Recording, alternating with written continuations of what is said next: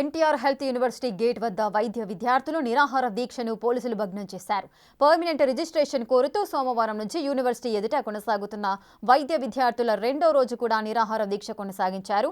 దీక్షలు చేస్తున్న విద్యార్థులను పోలీసులు బలవంతంగా అరెస్ట్ చేసి మాచవరం, గుణదల, పడమట పోలీస్ స్టేషన్లకు తరలించారు.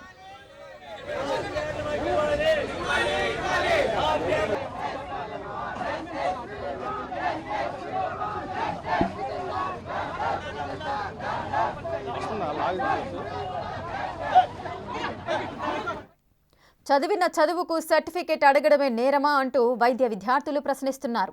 దీక్షలో ఉన్న డాక్టర్లను పోలీసులు రోడ్డుపై ఈడ్చుకెళ్లడాన్ని తీవ్రంగా తప్పుపడుతున్నారు. స్థానికంగా అవకాశాలు లేక విదేశాల్లో ఎంబీబీఎస్ పూర్తి చేసుకున్న యువకులు స్వదేశానికి వచ్చి ఐఎంసీ నిర్వహించిన పరీక్షల్లో ఉత్తీర్ణత సాధించారు. ఐఎంసీ నిబంధనల ప్రకారం ఏడాది పాటు ఇంటర్న్షిప్ పూర్తి చేశారు. అయితే పర్మనెంట్ సర్టిఫికేట్ ఇవ్వాలంటూ ఏడాది కాలంగా అధికారులను వేడుకుంటున్నప్పటికీ ఫలితం లేదని యువ వైద్యులు వాపోతున్నారు. ఎన్టీఆర్ హెల్త్ యూనివర్సిటీ వీసీ సంతకం చేసిన రిజిస్ట్రార్ ఎందుకు చేయడం లేదని ప్రశ్నిస్తున్నారు.